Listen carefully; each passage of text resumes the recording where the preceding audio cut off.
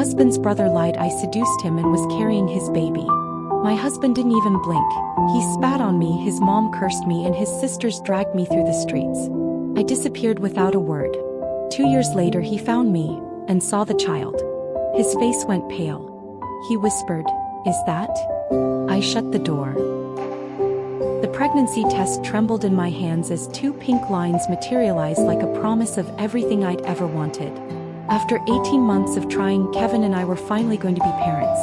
I pressed the plastic stick against my chest, tears streaming down my face as I imagined his reaction. Maybe this would bridge the emotional distance that had grown between us since our wedding.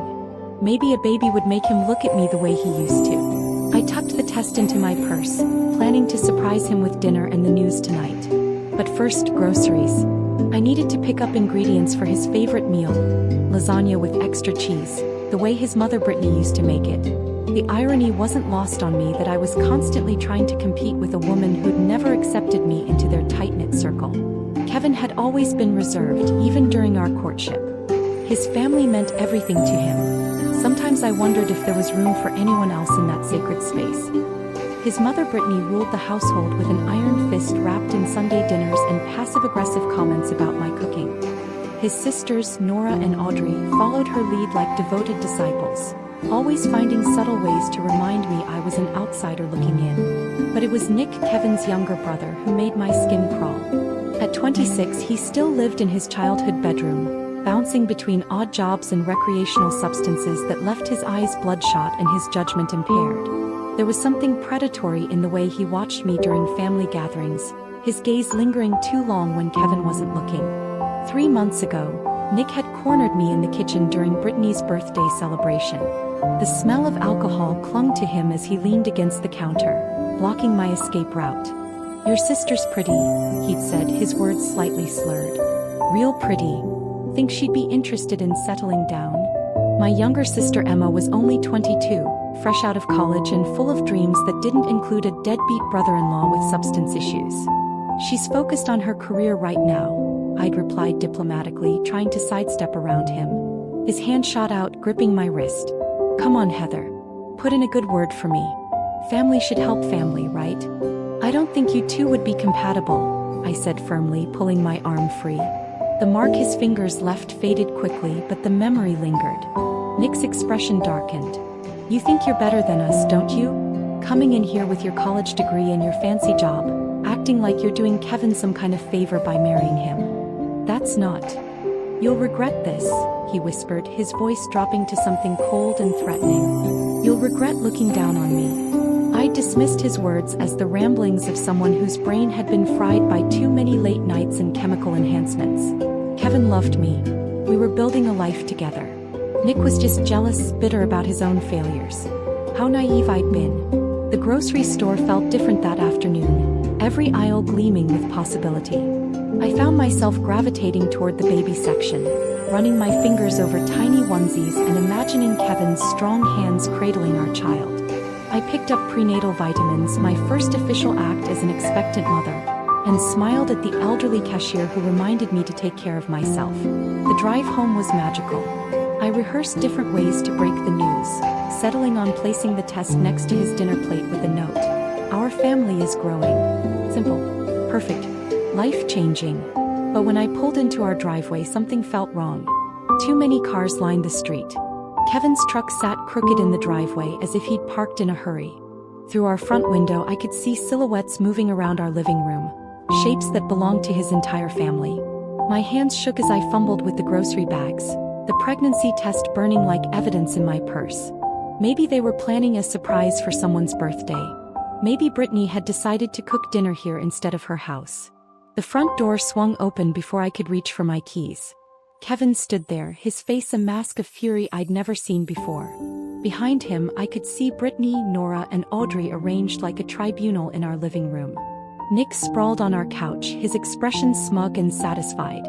"We need to talk," Kevin said, his voice flat and emotionless. I followed him inside, grocery bags still clutched in my numb fingers.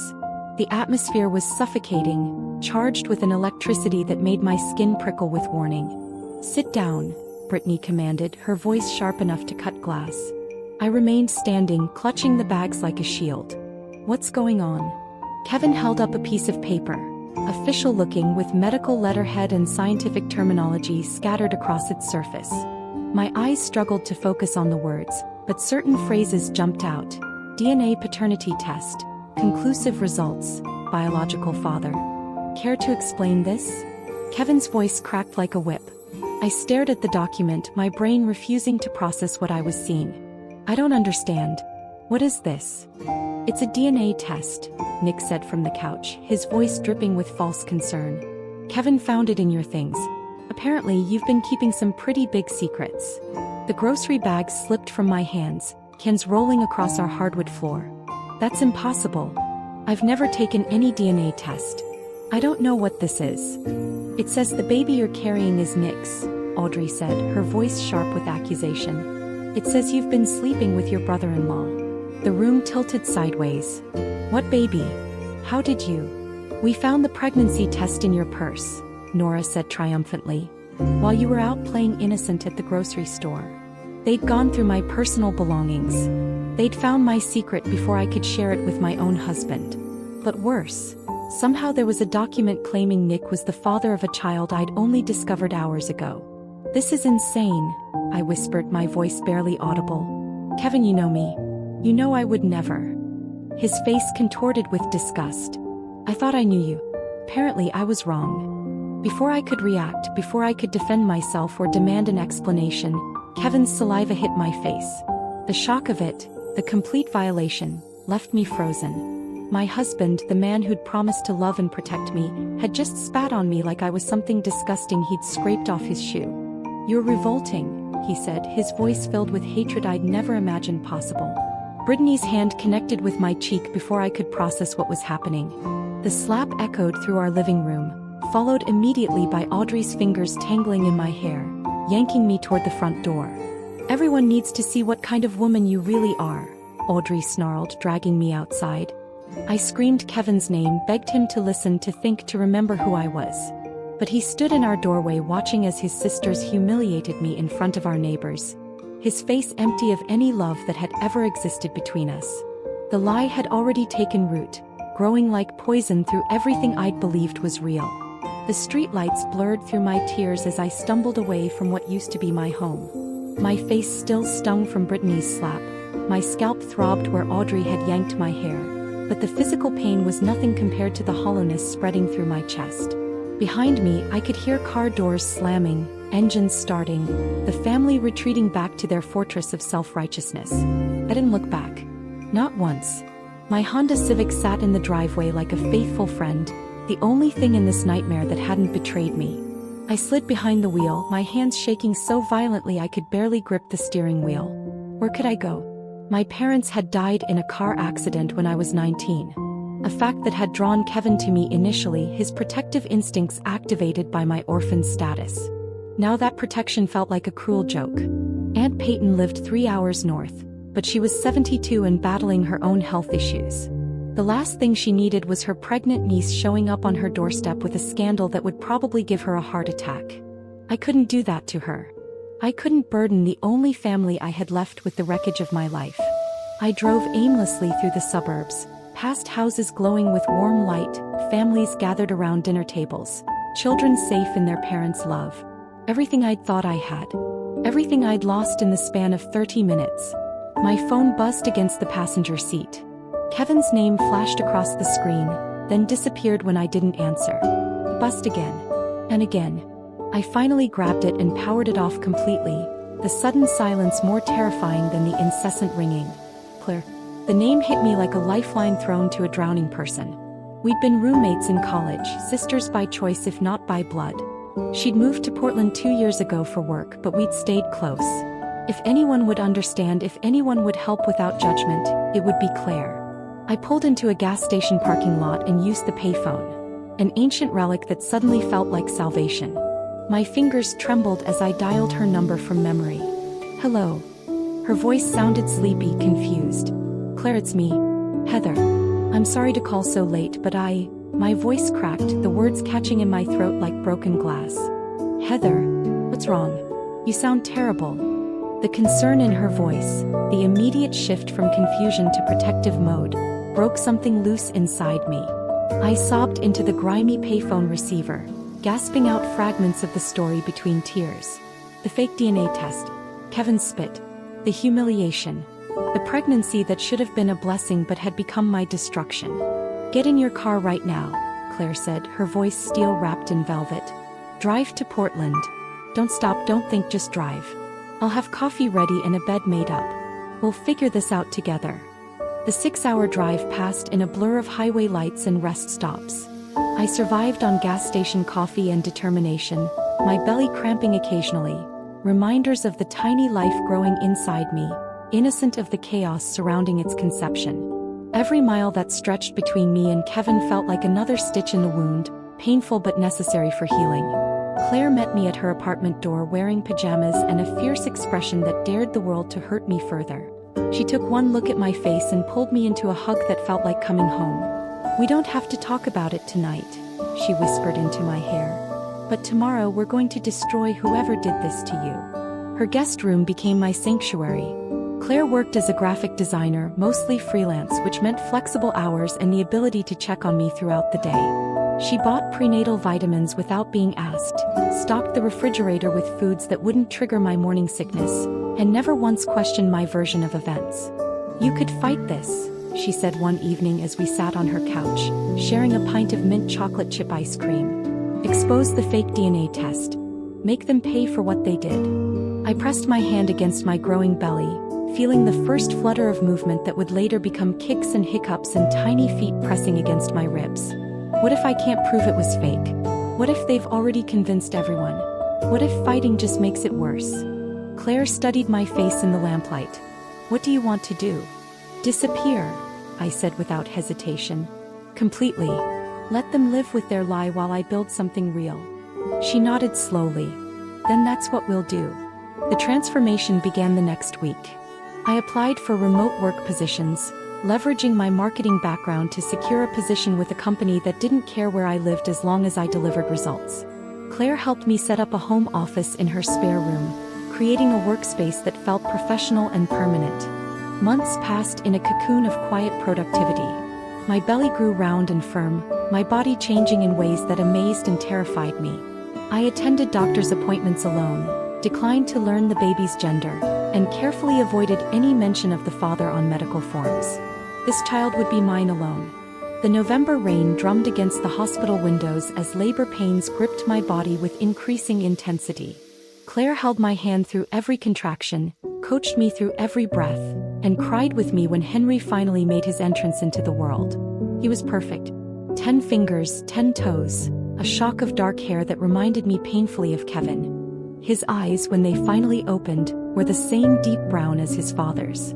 My heart clenched with recognition and loss. "He looks like you," Claire lied kindly, but we both knew the truth. Henry looked exactly like Kevin. Every feature, every expression, every tiny mannerism as he grew would be a reminder of the man who'd chosen his family's lies over his wife's truth. But he was also mine, completely, utterly, unconditionally mine. The nights were the hardest. When Henry cried and I walked the floors of Claire's apartment, I sometimes imagined calling Kevin. Imagined his voice soft with wonder as I described our son's first smile, his tiny fist wrapped around my finger, the way he calmed instantly when I sang lullabies. But then I'd remember. The spit. The hatred in his eyes. The sisters who dragged me through the streets like I was trash to be discarded. The family that had chosen Nick's convenient lie over 2 years of marriage and love. I changed my phone number and blocked every possible way they could contact me. Social media accounts disappeared. Old email addresses were abandoned. Heather Morrison, Kevin's wife, ceased to exist. In her place, I became Heather Collins, single mother, survivor, woman who'd learned that sometimes the greatest revenge is simply refusing to be destroyed. Henry and I built our quiet life in Portland, far from the poison of lies and false accusations. My absence became my statement. My silence became my strength. They'd wanted me gone. I gave them exactly what they wanted, and somehow that felt like winning. 2 years of peace shattered with a single phone call on a Tuesday morning. Henry was building towers with colorful blocks in our living room, his chubby fingers carefully stacking each piece while making soft vroom sounds. At 24 months, he was becoming a little person with opinions and preferences, his father's stubborn streak already emerging when bedtime approached. Claire's voice carried an edge I hadn't heard since that first night I'd arrived on her doorstep. "Heather, we need to talk. Someone's been asking about you." My coffee cup froze halfway to my lips. In 2 years, no one had come looking. I'd become a ghost, existing in the spaces between my old life and this new reality I'd carefully constructed. "Who?" The word came out sharper than intended. "Kevin. He contacted Sarah from our old college group. Asked if she'd heard from you, if she knew where you were." Sarah called me because she didn't know what to say. The living room seemed to tilt slightly. Henry looked up from his blocks, sensing the shift in energy with that uncanny ability children possess. His dark eyes, so much like his father's, studied my face with concern. "What did you tell Sarah?" "Nothing. But Heather," he sounded desperate. "Sarah said he was crying on the phone." I set down my coffee with hands that had begun to shake. "I don't care if he was screaming. He made his choice 2 years ago." But Claire's silence stretched too long and I knew there was more. "What aren't you telling me?" Sarah mentioned something else. "Kevin's brother. Nick, he's been in the hospital. Something about pneumonia that turned serious." She heard it through the grapevine. The mention of Nick's name still made my stomach clench, but I felt no sympathy for his illness. Good. Maybe karma finally caught up with him. What I didn't know, what I couldn't have imagined, was that in a sterile hospital room 3 states away, Nick was drowning in more than just fluid in his lungs. The infection had triggered a high fever that broke down the walls he'd built around his conscience. And in his delirium, the truth began pouring out like poison from an infected wound. Kevin had been maintaining a vigil at Nick's bedside, their mother rotating shifts with their sisters. The family that had rallied so quickly to destroy me now gathered to save the one who'd orchestrated it all. But guilt, it turned out, was a more persistent infection than pneumonia. "I did it," Nick had whispered through the oxygen mask, his voice barely audible above the machines monitoring his failing body. "I made it all up." Kevin initially thought it was fever talk, meaningless rambling from a brain struggling with infection and medication. But Nick kept repeating it, becoming more agitated when no one seemed to understand. "The DNA test. I faked it. Heather never. She never did anything. I wanted to hurt her because she wouldn't help me with her sister. I wanted to destroy her." The confession came in fragments over several delirious hours, each piece falling into place like a jigsaw puzzle, revealing a picture too horrible to comprehend. Nick described how he'd found the pregnancy test in my purse when I'd left it unattended during a family dinner. How he'd researched online laboratories and created a convincing fake document using medical terminology and official-looking letterheads. How he'd planted it where Kevin would find it while I was out buying groceries for the surprise dinner that never happened. Kevin's world imploded in that hospital room. The brother he'd defended, the family member whose word he'd taken over his wife's, had systematically destroyed the only good thing in Kevin's life. And he'd helped. He'd been the weapon Nick used to tear apart my world. The attack happened right there in the ICU. Kevin's hands found Nick's throat before rational thought could intervene, alarms screaming as medical staff rushed to separate them. Security was called. Kevin was banned from the hospital for 24 hours while Nick's condition stabilized. But the damage to their family had just begun. Kevin stormed into his mother's house like a hurricane, demanding answers, screaming questions that had no good responses. Had they known? Had they suspected? How could they have been so quick to believe Nick's lies? Brittany's breakdown was spectacular and ugly. She'd orchestrated my public humiliation, led the charge to drag me through the streets like a scarlet woman. The realization that she'd destroyed an innocent woman, her own daughter-in-law, sent her into hysterics that required medical intervention. Nora and Audrey faced their own reckonings. The sisters who'd been so eager to play judge and jury found themselves confronting the reality that they'd participated in ruining the life of someone who'd done nothing wrong. The guilt consumed them in different ways. Nora developing panic attacks that left her unable to sleep. Audrey throwing herself into volunteer work at women's shelters as if she could somehow balance the scales of karma. Kevin's search for me began that same week. He started with the obvious places. Hospitals where I might have given birth, apartment complexes near where we'd lived, old coworkers who might have stayed in touch. He hired a private investigator who came up empty-handed. I'd vanished more completely than any of them had imagined possible. Desperation drove him to create fake social media profiles, joining groups for new mothers, scanning photos for a glimpse of my face. He contacted every mutual friend we'd ever had, leaving voicemails that grew more frantic with each passing day. If you hear from Heather, please tell her I know the truth now. Please tell her I'm sorry. Please tell her I'll do anything to make this right. But I'd severed those connections so thoroughly that his messages fell into voids. The private investigator's report was devastating in its completeness. No credit cards, no lease agreements, no employment records, no digital footprints. Heather Morrison had effectively ceased to exist. The breakthrough came from an unexpected source. Claire had been watching my emotional deterioration as Kevin's search intensified. The stress was affecting my work, my sleep, my ability to be fully present for Henry. She made a decision that would change everything, motivated by love and concern for my well-being. When Kevin's investigator contacted her directly, she broke. Not completely, she didn't reveal my location or current identity. But she confirmed that I was alive, that I was safe, and that I had indeed been pregnant when I disappeared. She had the baby, Claire told the investigator, her voice heavy with the weight of betrayal she was committing against my trust. And you need to know, the child looks exactly like Kevin. Nothing like Nick. Nothing at all. That single thread was all Kevin needed. He followed it back to Claire, staking out her apartment building, tracking her movements, waiting for the moment when desperation would overcome my careful security measures. The hunt had begun and my 2 years of peace were about to end. The knock came at 6:47 p.m. on a Thursday evening, just as Henry and I were finishing our ritual of watering the small herb garden we'd planted together in Claire's backyard. The sound echoed through the apartment with a finality that made my blood freeze. Not the casual tap-tap of a neighbor or the rhythmic pattern of a delivery driver. This was deliberate, measured, weighted with intention. Henry looked up from the tiny watering can he'd been using to drench the basil plants, his little face bright with the simple joy of helping. "Door, Mama." I knew. Without looking through the peephole, without checking the security monitor Claire had installed after my arrival, I knew exactly who stood on the other side of that wooden barrier. My body recognized the sound the way trauma survivors recognize their triggers. Instantly, viscerally, completely. My hands shook as I approached the door, Henry trailing behind me with his watering can still clutched in his fists. Through the peephole, Kevin's face appeared distorted by the fisheye lens, but unmistakably him. He looked like he'd aged a decade in 2 years. His cheeks were hollow, his eyes sunken into dark circles that spoke of sleepless nights and endless guilt. The strong jawline I'd once loved to trace with my fingertips now looked sharp enough to cut glass. I opened the door just wide enough to see him clearly, keeping the chain lock engaged.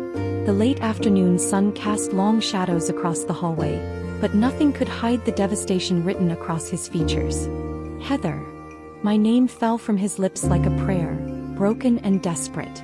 Behind me, Henry had gone silent in that way children do when they sense adult tension. I could feel his presence at my hip, his small body warm against my leg as he peered around me with curious eyes. Kevin's gaze dropped to Henry and I watched his face transform. The recognition was immediate and devastating. Henry's dark hair caught the hallway light the same way Kevin's did. The shape of his nose, the set of his shoulders, even at 2 years old. It was like looking at Kevin as a toddler. "Is that?" Kevin's voice cracked, the question hanging in the air between us like smoke. I didn't answer. Instead, I stepped back and closed the door with a soft click that seemed to echo through the entire building. But Kevin didn't leave. I could see his shadow beneath the door, could hear him breathing on the other side of the wood. For 20 minutes, he stood there in absolute silence while Henry and I finished dinner, while I gave Henry his bath, while I read him his bedtime story. Only when the hallway lights switched to their dimmer evening setting did I hear his footsteps finally retreating. He returned the next evening. And the evening after that. On the 4th day I found a letter slipped under the door. My name was written across the envelope in Kevin's careful handwriting, the same script that had once adorned love notes hidden in my lunch bag. I threw it away without opening it. More letters followed. Gift boxes appeared outside the door. Children's toys that remained unopened, flowers that wilted in their wrapping paper, photos of our wedding day that made my chest ache with phantom pain. I donated the toys to charity and threw everything else in the dumpster behind Claire's building. The apologies came through the door itself, Kevin's voice muffled but audible as he spoke to the wood as if it were my face. I know you're in there. I know you can hear me. Please, Heather. Just let me explain. Henry began asking questions. Why sad man talk door, Mama? I told him the man was confused that he had the wrong apartment. But children see truth in ways adults can't, and Henry's eyes held knowledge beyond his years when he looked at that door. The breaking point came on a Tuesday night when I'd worked late on a particularly demanding project. Claire was out of town visiting her parents and the apartment felt too quiet, too vulnerable. I'd just gotten Henry settled in his crib when I heard movement in the hallway. Kevin wasn't knocking this time. He was sitting against my door, his back pressed to the wood, and he was crying. Not the careful, controlled tears of a man trying to maintain dignity, but the raw, ugly sobs of someone whose world had completely collapsed. I believed them, he whispered to the door, his voice barely audible through the wood. God help me, I believed them because it was easier than admitting I might be wrong. It was easier than standing up to my family. It was easier than choosing you over them. I pressed my own back against the door, separated from him by 3 inches of wood and 2 years of devastation. I threw away everything good in my life because I was a coward. Because I let them convince me that their version of events made more sense than trusting the woman I married. The woman I promised to protect. His voice broke completely then, and I could hear him struggling to breathe through his tears. I see your face every night when I close my eyes. I see the way you looked at me when I spit on you. I see the confusion, the betrayal, the way your whole world fell apart in that moment. And I know I did that. I destroyed the best thing that ever happened to me because I was too weak to fight for you. I slid down the door until I was sitting on the floor, my knees drawn up to my chest, listening to the man I'd once loved pour his heart out to a piece of wood. That little boy in there, he's mine, isn't he? He has my eyes. My mother's chin. The way he holds his head when he's curious. I used to do that as a child. He's my son, and I'll never get to know him because I chose to believe a lie instead of trusting my wife. When I finally spoke, my voice was steady and cold. You're right, you'll never know him. Because I'm not the same woman who loved you, Kevin. That woman died the night you chose your family's lies over 2 years of marriage. And Henry isn't your son to claim just because you feel guilty now. The silence that followed stretched between us like a chasm. Finally, I heard him stand, heard his hand touch the door one last time. I know, he whispered. I know I don't deserve forgiveness. But I need you to know, I never stopped loving you. Even when I thought you'd betrayed me, part of me knew it didn't make sense. And I'll spend the rest of my life regretting that I didn't listen to that part. His footsteps faded down the hallway, but this time I knew he'd be back. The door between us had become a symbol of protection, of boundaries, of the life I'd built without him. And I had no intention of opening it. Kevin's individual visits had prepared me for his persistence, but I wasn't ready for the delegation that arrived 3 weeks later. Through the peephole, I watched them gather in the hallway like mourners at a wake. Brittany clutching a manila envelope to her chest, Nora fidgeting with rosary beads, Audrey holding what appeared to be a professionally wrapped gift box. The knock came in a pattern I didn't recognize, hesitant and apologetic. When I didn't respond, I heard Brittany's voice, thinner than I remembered, aged by guilt and sleepless nights. Heather, please. We know you're in there. You just want to talk. We need to make this right. Henry was napping in his room, and I was grateful for the silence that meant he wouldn't witness this moment. I stood frozen behind the door, watching through the peephole as Kevin's family, the people who had orchestrated my public destruction, waited for forgiveness I had no intention of granting. We brought letters, Nora added, her voice barely above a whisper.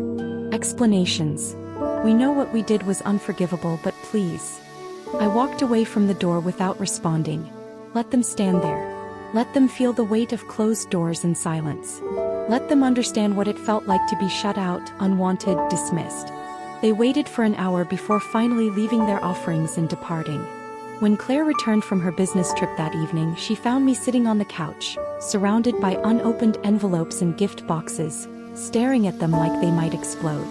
They came here, I said simply. Claire's expression hardened.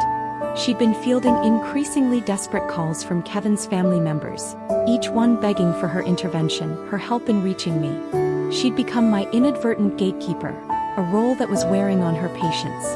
What do you want me to do with these? She asked, gesturing at the pile of attempted reconciliation. Send them back. But first, I want you to deliver a message." Claire waited, her notebook already in hand. "Tell them, you shamed me in public. You will heal in silence." The message was delivered, but it didn't stop them. Brittany's letters began arriving daily, each one more desperate than the last. They were handwritten on her personal stationery, the same elegant script she'd used to address our wedding invitations. The irony wasn't lost on me. I never opened them, but Claire did, reporting back on their contents with a mixture of fascination and disgust. "She's taking full responsibility," Claire told me one evening.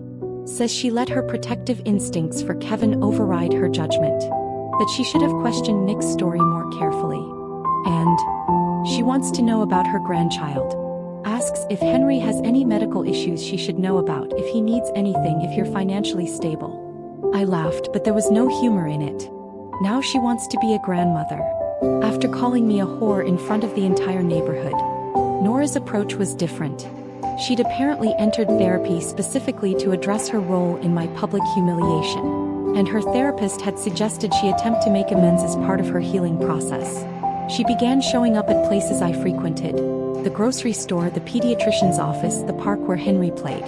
She never approached directly, but she was always there, hovering at the edges of my life like a guilty ghost. Claire finally confronted her in the cereal aisle of our local supermarket. "Stop stalking my friend," Claire had said, loud enough for other shoppers to hear. "Your guilt is not her responsibility to fix." Nora's face had crumpled, but she'd nodded and left the store immediately. Audrey chose the most public route for her contrition. Her social media apology was shared thousands of times.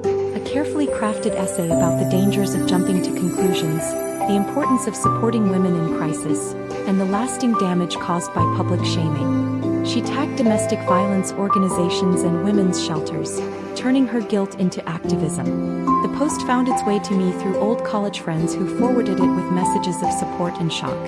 Reading Audrey's words, her admission that she'd participated in destroying an innocent woman's life, felt surreal. She was performing her guilt for an audience, making her redemption as public as my humiliation had been. During this circus of atonement, I made a decision that would protect Henry and me permanently. Aunt Peyton, despite her age and health issues, proved to be a fierce advocate when I explained the situation. She connected me with a family lawyer who specialized in protecting women from abusive situations. "No father listed on the birth certificate means no legal rights," the lawyer explained during our consultation. "As far as the law is concerned, this child has one parent. You maintain that position from birth, which strengthens your case significantly."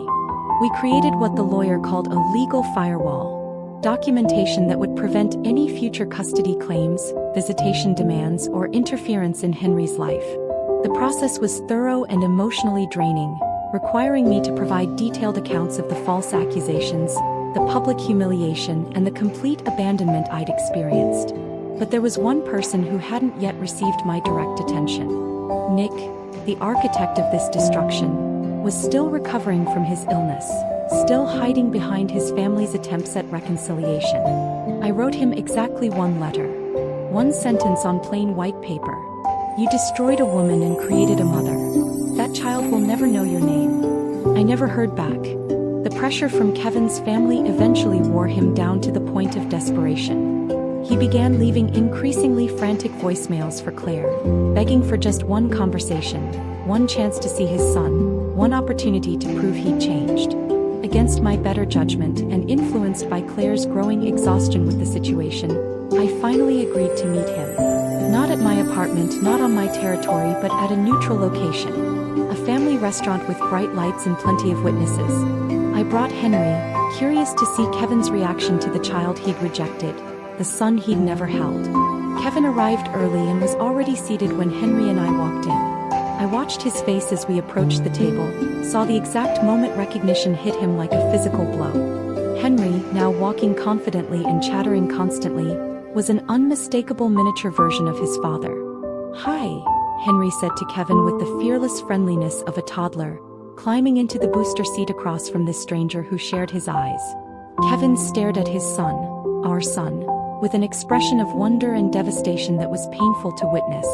Henry smiled back, completely unaware of the seismic emotional shifts happening around him. I don't deserve him, do I? Kevin whispered, his voice barely audible above the restaurant's ambient noise. I said nothing, because he was right. And some truths don't require acknowledgement to remain absolute. That single meeting at the restaurant changed everything and nothing all at once. Kevin's whispered acknowledgement, I don't deserve him, do I? Hung in the air between us like smoke from a dying fire. Henry, oblivious to the weight of the moment, had colored on his kids' menu and asked Kevin if he liked dinosaurs.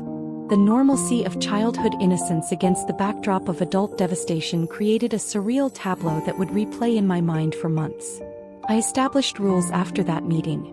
Rigid, non-negotiable boundaries that would govern any future contact. Kevin could see Henry once annually on Henry's birthday for exactly 2 hours, with Claire present as a neutral supervisor. No overnight visits. No family gatherings. No integration into the Morrison family dynamic that had destroyed us both. The first supervised visit happened when Henry turned 3.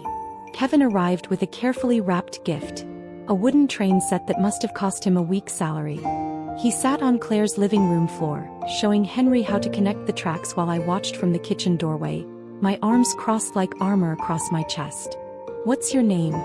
Henry had asked with typical toddler directness.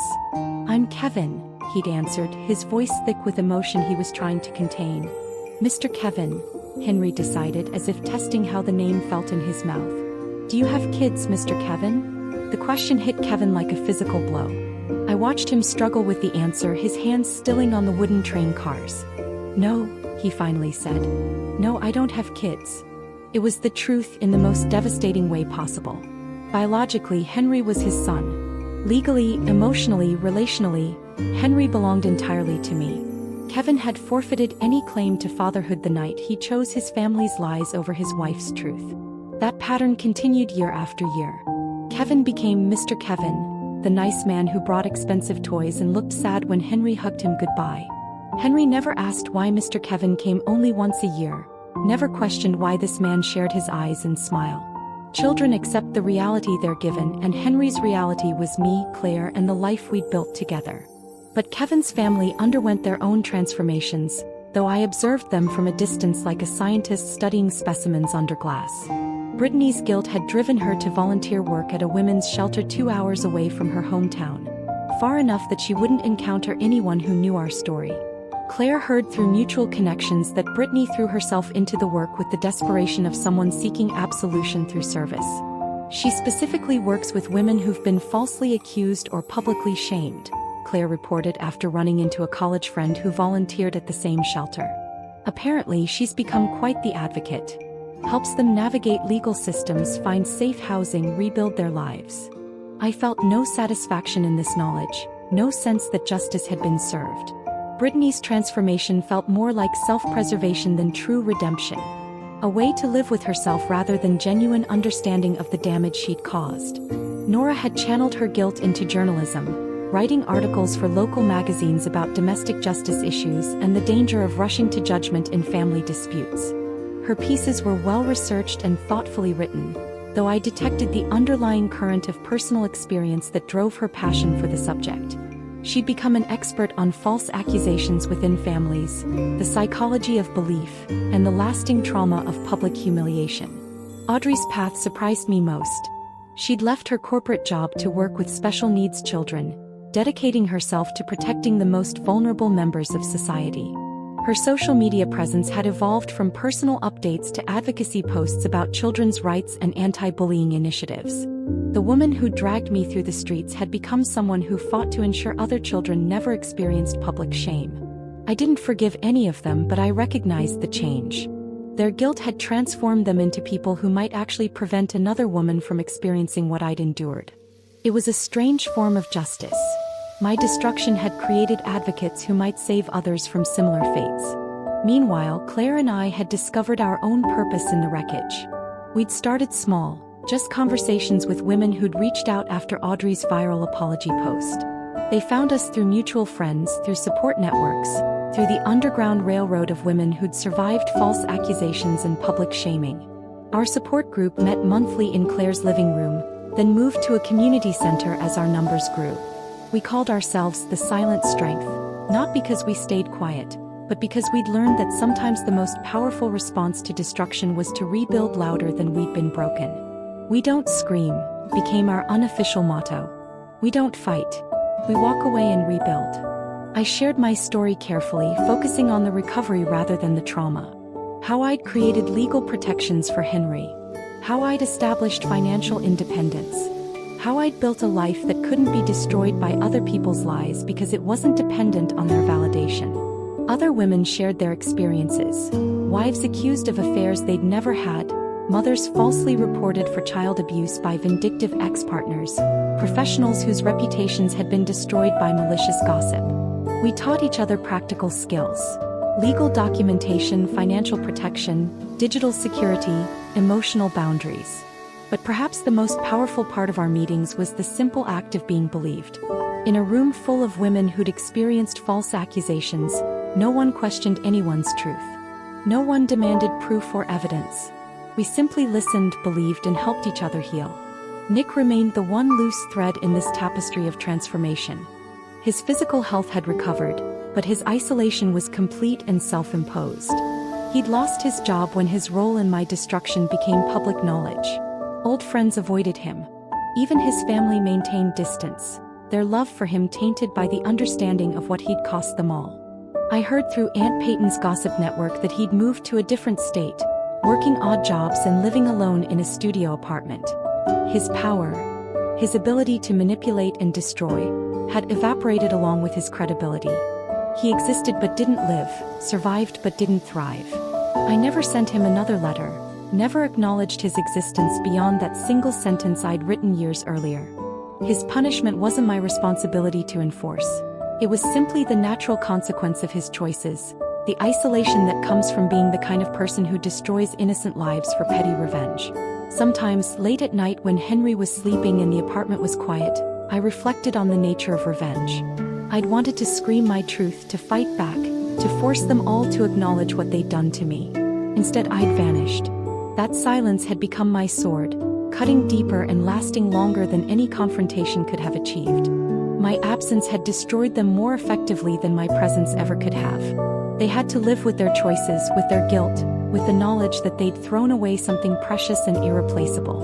I got to live with my son, my peace, and the unshakable knowledge that I'd survived their worst and built something beautiful from the wreckage. Revenge, I'd learned, wasn't what you did to people who hurt you. It was what you refused to let them take from you again. If this story of silent revenge had you holding your breath, hit that like button right now. My heart broke when Heather told Kevin, "Henry isn't yours to claim just because you feel sorry now." That line was everything. What moment hit you the hardest? Drop your favorite scene in the comments. I read every single one. Subscribe and hit that bell because these stories of women who rebuild louder than they were broken will give you chills.